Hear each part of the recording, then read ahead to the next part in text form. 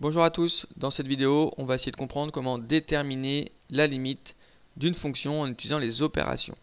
Donc on va tout simplement calculer des limites, déterminer des limites quand on connaît l'expression de notre fonction.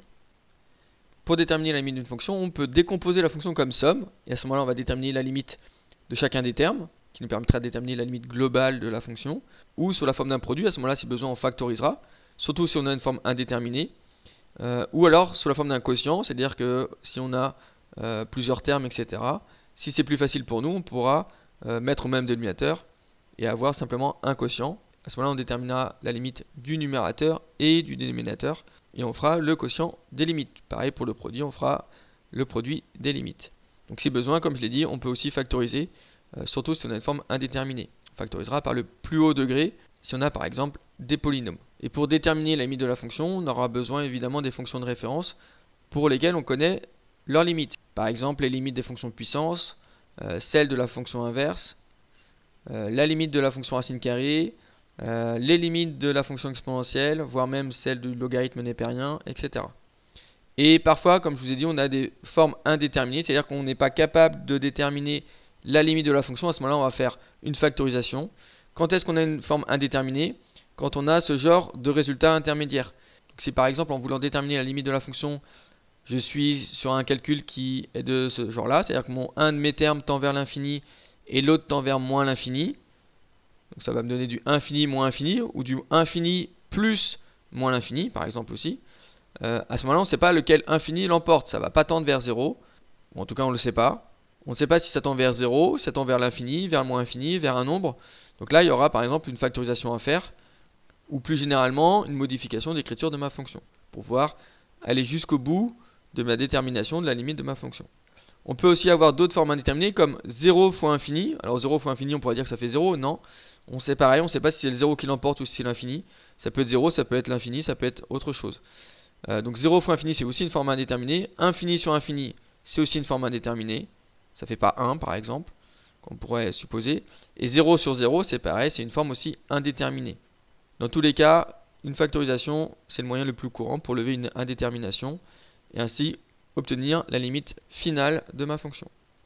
Alors dans chacun des exemples, on va déterminer les limites des expressions qui sont données. Alors la première, c'est x plus e de x, et on va voir la limite de cette expression-là quand x tend vers moins l'infini. Alors on a une somme de deux termes, donc le premier terme c'est x, donc quand x tend vers moins l'infini, x il tend vers moins l'infini. Et la deuxième limite, ça va être limite quand x tend vers moins l'infini de l'exponentielle de e de x. C'est mon deuxième terme. Quand x tend vers moins l'infini, ça me donne e de moins l'infini en quelque sorte, donc e de moins 1 million. Donc si je suis très très à gauche graphiquement, mon exponentielle, elle, tend vers 0. Elle est très très proche de 0.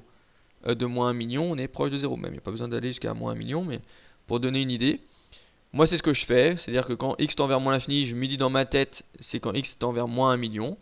Et quand x tend vers plus l'infini, on va dire que x tend vers plus 1 million. C'est pour essayer de me comprendre, même si concrètement c'est pas vraiment ça.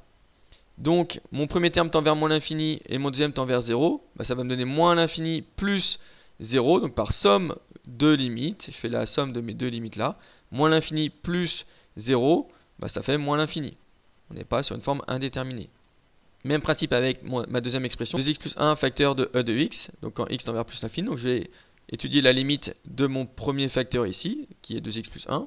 Donc la limite de 2x plus 1 quand x tend vers plus l'infini, c'est comme si je faisais 2 fois plus l'infini plus 1, c'est-à-dire 2 fois 1 million plus 1, 2 fois 1 milliard plus 1. Évidemment, ça va tendre vers plus l'infini. Pour expliquer autrement, on peut dire que 2x plus 1, c'est une fonction affine, si je la représente. Les points de ma droite qui correspondent à ma fonction affine, y égale 2x plus 1.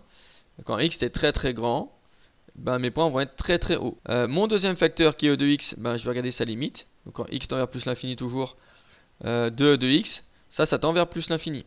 E de plus 1 million, ça donne un nombre très très grand. Donc mon expression c'était un produit de deux facteurs. Je vais faire le produit des limites, le produit de ma première limite avec ma deuxième limite. Donc plus l'infini fois plus l'infini, 1 million fois 1 million. Ça me donne en gros un nombre très très très grand, des millions de millions. Donc plus l'infini fois plus l'infini, ça va donner plus l'infini. Infini fois infini, c'est pas une forme indéterminée. Exemple suivant, alors c'est la limite quand x tend vers 1, 1 moins, donc légèrement plus petit que 1. de l'expression moins 3 sur x moins 1 plus x carré. Donc comme 1 c'est une valeur interdite, on va avoir aussi des limites en 1 à étudier. Donc 1 moins 1 plus. Alors 1 moins c'est quoi? C'est quand x tend vers 1, mais x légèrement plus petit que 1. Donc on a aussi cette notation là. Donc ici quand on regarde l'expression que l'on a à étudier, on a une somme de deux termes. Mon premier terme c'est moins 3 sur x moins 1 qu'on va d'abord étudier. On va essayer de calculer la limite quand x tend vers 1 de cette expression là, et après on fera avec le x carré. D'abord moins 3, alors quand x tend vers 1 de moins 3, bah, ça donne moins 3, il n'y a pas de x, donc tout simplement ça nous donne la même chose. La limite quand x tend vers 1 de x moins 1, alors là c'est un petit peu plus dur. Quand x tend vers 1, c'est-à-dire que je remplace x par 1 en quelque sorte, x est très très proche de 1, donc ça fait du 1 moins 1, bah, ça fait 0. Alors pourquoi j'ai mis 0 moins? Parce que ici c'est quand x tend vers 1 moins. 1 moins, c'est-à-dire qu'on est un tout petit peu plus petit que 1, c'est comme si on était à 0,99999. À ce moment-là, si je remplace ici x par 0,99999 moins 1, bah on est très très proche de 0, mais on est légèrement du côté négatif. Donc c'est pour ça que j'ai mis 0 moins. Maintenant, si je fais le quotient des limites, parce que moins 3 sur x moins 1 c'est un quotient, donc je vais faire en gros moins 3 divisé par 0, moins 3 divisé par 0, alors un nombre divisé par 0, ça nous donne l'infini. Après, est-ce que c'est plus l'infini ou moins l'infini? Ça c'est une autre question. Alors déjà, pour comprendre pourquoi c'est l'infini, alors pour s'en souvenir, le plus simple c'est de dire qu'un nombre, que j'ai appelé a ici, divisé par l'infini, un nombre sur l'infini ça fait toujours 0. Prenez n'importe quel nombre, quand vous le divisez par 1 million, par 1 milliard, en fait vous allez être très très proche de 0. Donc un nombre divisé par l'infini ça nous donne 0. Que ce nombre soit positif ou négatif, peu importe. Par contre, un nombre divisé par 0, ça va donner à ce moment-là l'infini. En gros on inverse un peu les deux pour s'en souvenir. Maintenant pour savoir si c'est plus ou moins l'infini, on va faire la règle des signes. La règle des signes du produit ou du quotient c'est la même. Donc ici on va regarder le signe de A et on va regarder le signe du 0. Alors 0 plus ou 0 moins. Donc moi qu'est-ce que j'avais? J'avais moins 3 en haut, donc quelque chose de négatif. Et en bas j'ai 0 moins. Donc j'ai quelque chose aussi de négatif. C'est pour ça qu'ici, si j'avais juste mis 0, ça ne suffisait pas. Il me faut un peu plus d'informations. On est certes proche de 0, mais du côté négatif. Donc je suis négatif en haut divisé par négatif en bas. Moins par moins, ça fait plus. Donc ma limite, ici, de mon premier terme qui est moins 3 sur x moins 1, il va tendre vers plus l'infini.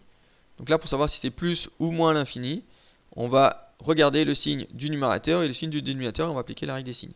Et évidemment, il faut d'abord se souvenir que un nombre divisé par 0, ça donne l'infini. Maintenant, je n'ai pas tout à fait terminé puisqu'il me reste mon deuxième terme ici qui est x carré. Donc quand x tend vers 1 moins toujours de x carré, ça me donne 1. 1 au carré, ça fait 1. Donc il n'y a pas de souci ici, c'est pas très difficile. Maintenant, j'ai une somme entre les deux, je vais faire la somme des limites. Donc le premier tend vers plus l'infini et le deuxième tend vers 1. Plus l'infini plus 1, ça me donne plus l'infini. Que ce soit plus 1 ou moins 10, peu importe, n'importe quel nombre. En gros, c'est toujours le plus l'infini qui va l'emporter dans ce cas-là. Donc ça me donne plus l'infini. 1 million plus 1, ça fait 1 million 1. Bon, on est toujours à plus l'infini.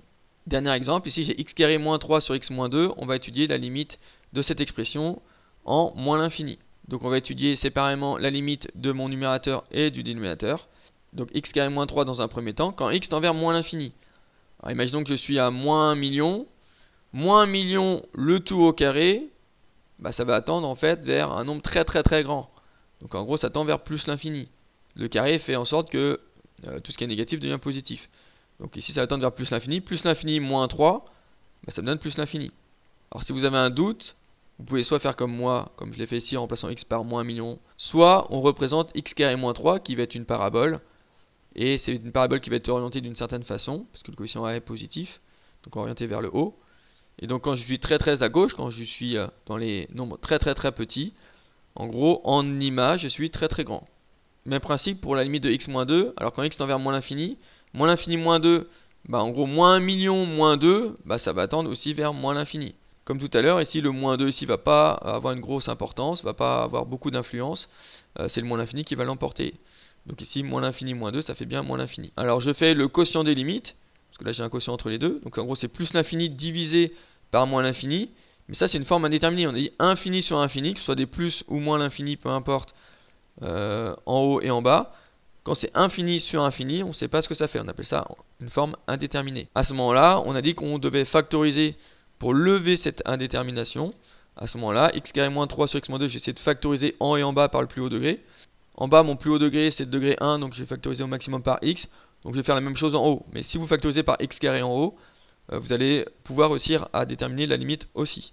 Alors je factorise par x en haut et en bas. Donc ça me donne x moins 3 sur x. Le x carré va venir x tout simplement. X fois x, ça fait bien x au carré. Et ici, moins 3 va devenir moins 3 sur x, puisque j'ai factorisé par x. J'ai mis x en facteur commun. On voit bien que x fois moins 3 sur x, ça me donne bien moins 3. Même principe ici. Mon x ici va devenir 1. Pour que ça fasse x fois 1, ça fait bien x. Et x fois moins 2 sur x, ça fait bien moins 2. Si je factorise par x, mon moins 2 devient moins 2 divisé par x. Et à ce moment-là, je peux simplifier les x en haut et en bas. Ça me donne x moins 3 sur x divisé par 1 moins 2 sur x. Donc mon expression ici, je l'ai modifiée. J'ai factorisé afin de pouvoir enlever en haut et en bas mon facteur commun. Et j'obtiens cette expression-là qui permet de ne plus avoir de forme indéterminée. Pourquoi? Parce que si je regarde d'abord le numérateur x moins 3 sur x, alors 3 sur x, quand x tend vers moins l'infini, on a dit un nombre divisé par infini, ça fera toujours 0. Alors ici 0 plus 0 moins, c'est pas la question, c'est pas très important, on n'a pas besoin d'en savoir plus, parce que ça ne va pas nous bloquer pour la suite.